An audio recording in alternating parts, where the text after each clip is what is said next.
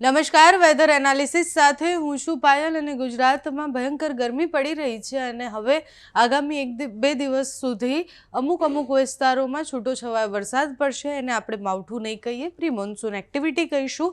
Pre monsoon એક્ટિવિટીની શરૂઆત થશે. એક બે દિવસ સુધી વરસાદ પડ્યા પછી ફરીથી ગરમીનો તાપ જે છે એટલો જ પડવાનો છે. એટલે પહેલાં તો વિંડીના માધ્યમથી સમજીએ કે કેટલી ગરમી પડવાની છે. આજે વહેલી સવારથી તમે જુઓ કે અમદાવાદ, વડોદરા, સુરત જેટલા પણ આ મોટા શહેરો છે એ બધી જગ્યાએ વધારે ગરમી દેખાઈ રહી છે.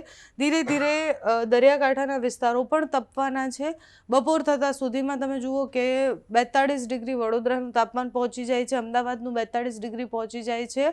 આ બાજુ મહેસાણા અને ઉત્તર ગુજરાતનું તાપમાન પણ એટલું રહેવાનું છે. કચ્છ પણ બહુ જ ગરમ થશે એટલે કચ્છનું તાપમાન પણ વધારે રહેવાનું છે. વહેલી સવારે તાપમાન 30 ડિગ્રી સુધી હોય તો તમે વિચારો કે બપોર થતાં સુધીમાં એ ક્યાં સુધી પહોંચે. 42, 43 અને 45 ડિગ્રી સુધી તાપમાન જાય તેવી સંભાવના છે. હવામાન વિભાગે એલર્ટ આપ્યું છે એટલે હવામાન વિભાગની આગાહી પ્રમાણે બહુ જ બધા વિસ્તારો એવા છે કે જ્યાં તમારે સાવચેત રહેવાનું છે, એલર્ટમાં રહેવાનું છે.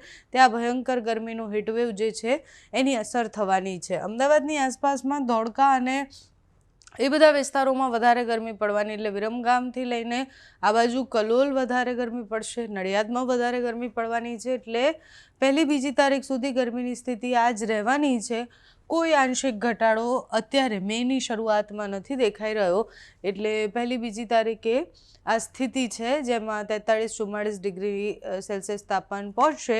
અને એના પછી જે વરસાદની આપણે વાત કરીએ એના પર પણ એકવાર નજર કરીએ કે પ્રી મોન્સૂન એક્ટિવિટીના ભાગરૂપે જો ક્યાંય વરસાદ પડવાનો છે તો એ કયા કયા જિલ્લાઓ છે.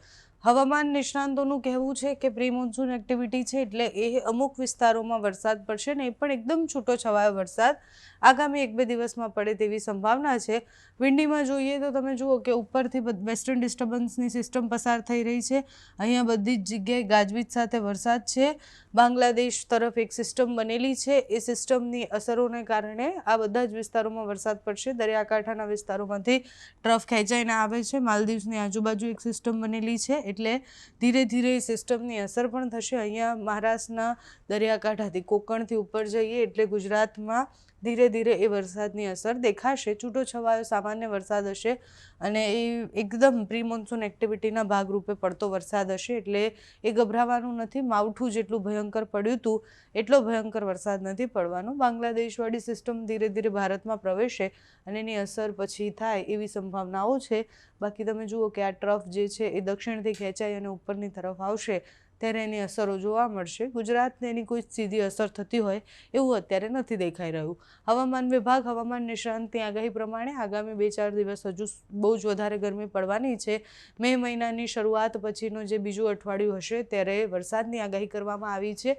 એ પણ પ્રી મોન્સૂન એક્ટિવિટી જ હશે અને એ આપણે જોયું જે પ્રમાણે કે નીચે અરબી સમુદ્ર અને બંગાળની ખાડીમાં બંનેમાં હલચલ છે. માલદીવ્સની પાસે એક બનેલી સિસ્ટમ એ ધીરે ધીરે જેમ જેમ ઉપર આવશે એની થોડી ઘણી અસર થશે. વેસ્ટર્ન ડિસ્ટર્બન્સની અસર થશે અને એટલે વરસાદ પડે એવી સંભાવનાઓ છે.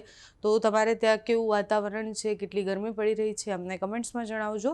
અત્યારે આ વિડીયોમાં બસ આટલું. જો તમે અમને યુટ્યુબ પર જોઈ રહ્યા હોય તો સબસ્ક્રાઈબ કરજો, ફેસબુક પર જોઈ રહ્યા હોય તો ફોલો કરજો.